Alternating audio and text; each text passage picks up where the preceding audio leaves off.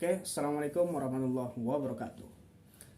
Selanjutnya yakni adalah aturan pencacahan part 2, yaitu menjelaskan tentang permutasi dan macam-macamnya atau permutasi dan kawan-kawannya. Oke, yakni permutasi dan macam-macamnya. Ya, andaikan tersedia 4 huruf yang berbeda, yaitu E, L, O, dan V, kemudian akan dibuat susunan atau rangkaian sehingga membentuk sebuah kata. Terlepas dari apakah kata yang tersebut mempunyai makna atau tidak, ada berapa susunan berbeda yang mungkin dapat dibentuk dari 4 huruf tersebut. Nah, mungkin dari kata-kata yang ada atau huruf-huruf yang ada ini, E, L, O, dan V, bisa atau memungkinkan membentuk kata yang memiliki makna ataupun tidak memiliki makna. Maka beberapa kemungkinan susunannya adalah elof, elfo, eflo, efol, leof, levo, love, dan seterusnya. Setiap susunan yang dihasilkan disebut dengan permutasi. Nah, ini adalah permutasi. Kalau permutasi itu identik atau ciri khasnya itu memperhatikan sebuah susunan atau urutan. Atau angka juga bisa, kemudian huruf seperti ini juga bisa. Entah yang memiliki makna dan juga yang tidak memiliki makna. Definisi permutasi itu sendiri adalah suatu susunan yang dibentuk dari semua atau sebagian himpunan objek. Misalkan perhatikan definisi di atas menggunakan kata susunan. Oleh karena sebuah susunan, maka love dan evol adalah dua hal yang berbeda, tidak dianggap sama. Dengan kata lain, permutasi adalah sebuah susunan yang memperhatikan urutan. Pemahaman atas hal ini adalah sangat penting karena dalam kondisi tertentu ada kalanya urutan tidak menjadi fokus perhatian. Jika disebutkan semua kemungkinannya, maka ini tentu akan terasa sangat jenuhnya. Biasanya penyebutan secara detail ini tentang permutasinya tidak banyak diperlukan. Seringkali yang menjadi contoh perhatian atau fokus perhatian dalam permutasi ini adalah berapa banyak susunan yang berbeda.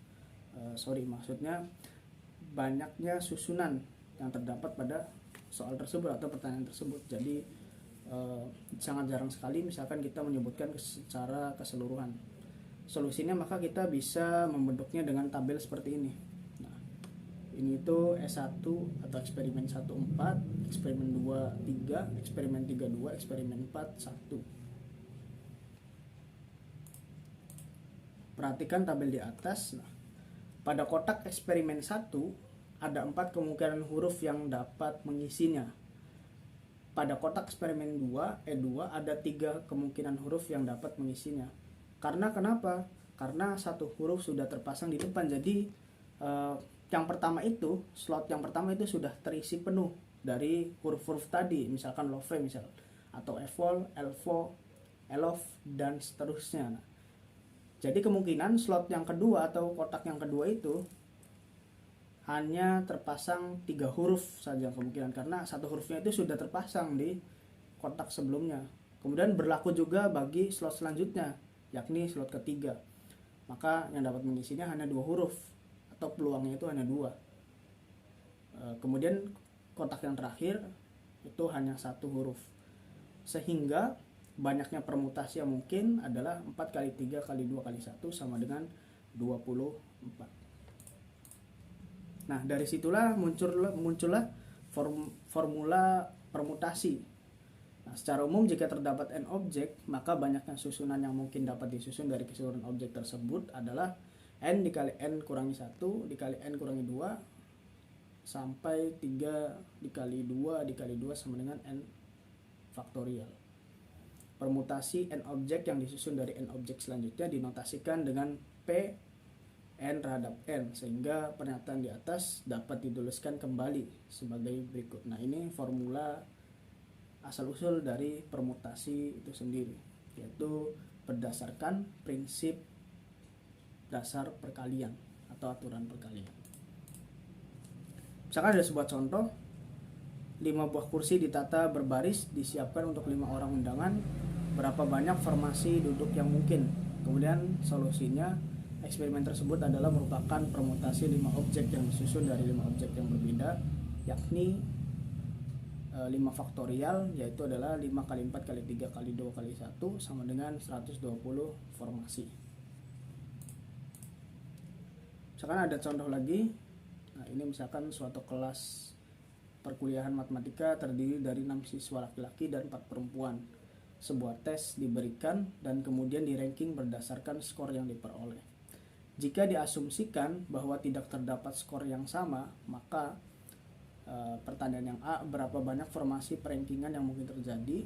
Kemudian yang B, jika pada laki-laki dilakukan perankingan tersendiri dan pada perempuan juga dilakukan tersendiri, berapa banyak formasi perankingan yang mungkin. Kemudian jawabannya yang A itu merupakan permutasi 10 objek yang disusun dari 10 objek itu sendiri.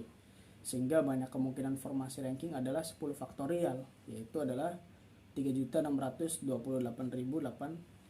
macam.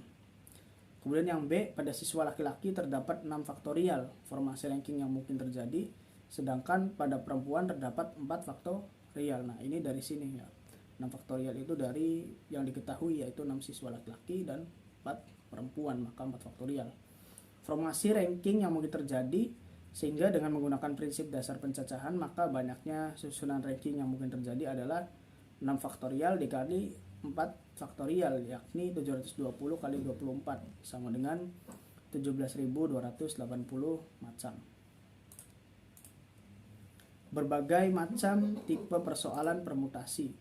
Dalam realitasnya, persoalan pencacahan sangat banyak ragam kondisinya. Oleh karena itu, pembelajar harus berhati-hati dalam melakukan analisis pencacahan.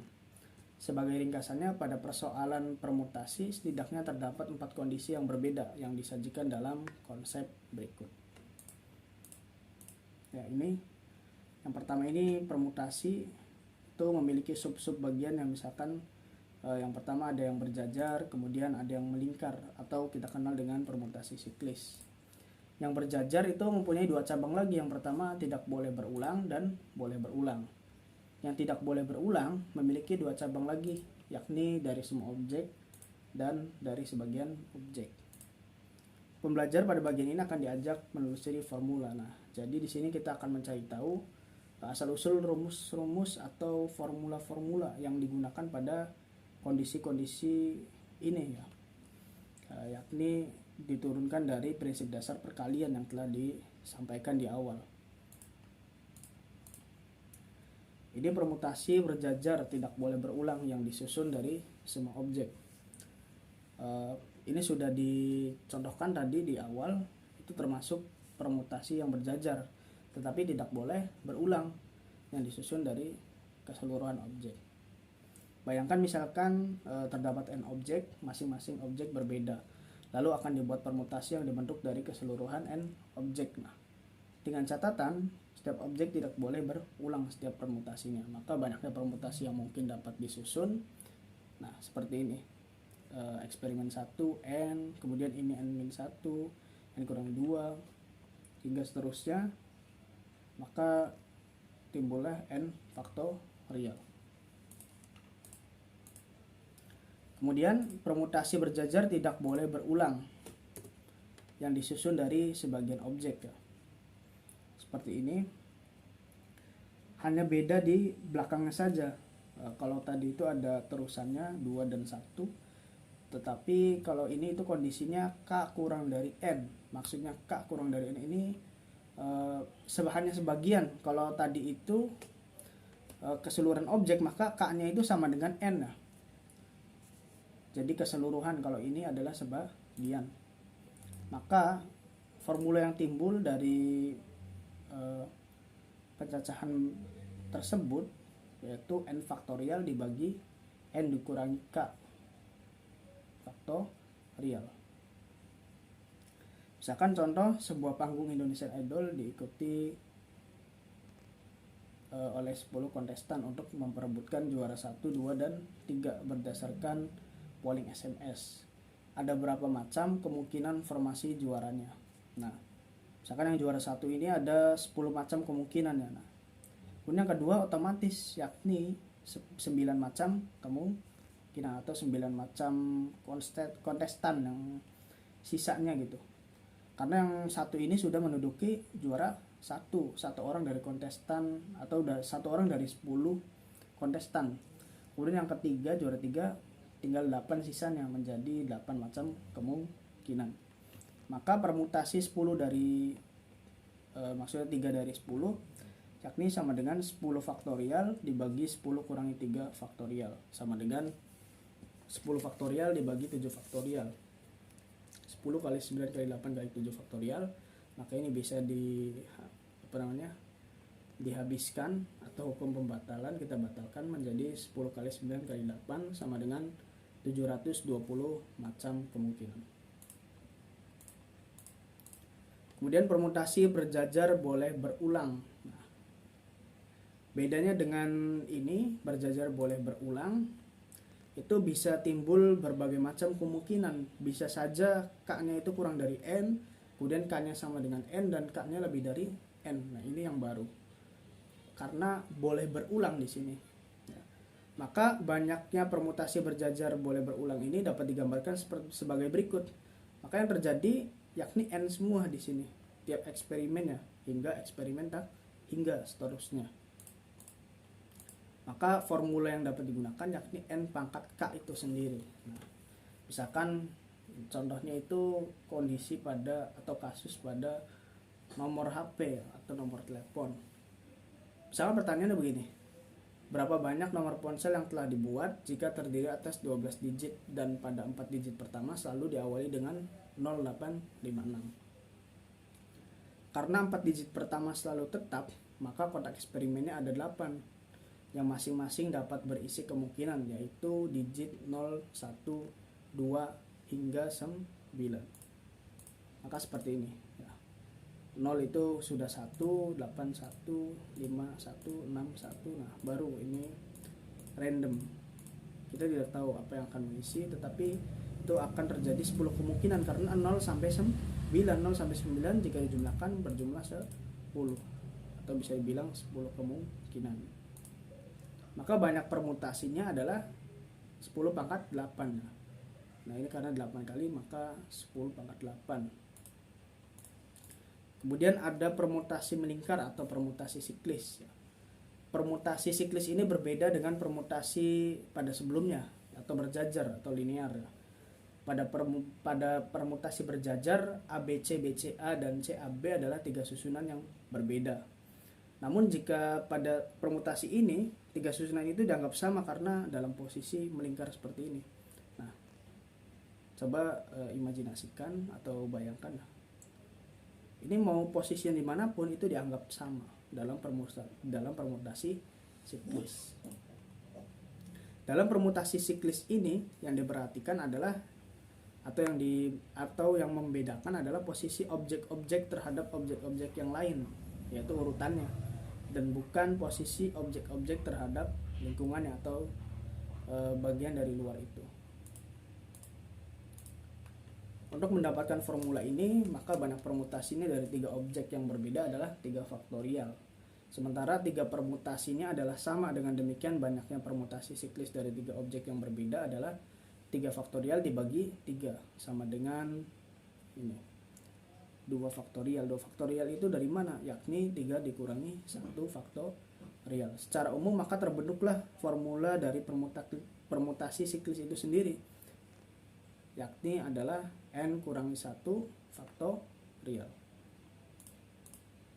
Misalkan ada sebuah contoh, sebuah rapat akan dihadiri 10 orang, disediakan 10 kursi yang disusun melingkari meja bundar. Jika diasumsikan 10 undangan hadir semuanya, ada berapa macam formasi duduk peserta rapat tersebut? Nah, ini berarti kan 10 nih. 10 berarti kita masukkan saja N-nya itu adalah 10. 10 kurangi 1 sama dengan 9 faktorial. Nah, maka hasil perhitungannya adalah ini. Oke. Kemudian ada juga kondisi permutasi jika terdapat beberapa objek yang sama. Nah, ini bunyi teoremanya. Teorema itu adalah sebuah pernyataan yang bisa dibuktikan. Misalkan ada sebuah contohnya seperti ini. Terdapat 10 buku ajar, yaitu 5 matematika, 3 statistika, 2 aljabar. akan disusun berjajar pada sebuah rak buku. Ada berapa macam susunan berbeda yang mungkin dapat dibentuk. Maka berdasarkan teorema tadi, nah ini N1, N2 hingga NK, kemudian di N faktorial dibagikan dengan N kondisi yang di bawahnya, maka 10, 5, 3, 2 sama dengan 10 faktorial dibagi 5 faktorial dikali 3 faktorial dikali 2 faktorial sama dengan 2520. Ya, mungkin demikian itu saja dari saya. Terima kasih telah menyimak video ini. Semangat belajar. Semoga bermanfaat. Sekian dan terima kasih. Wassalamualaikum warahmatullahi wabarakatuh.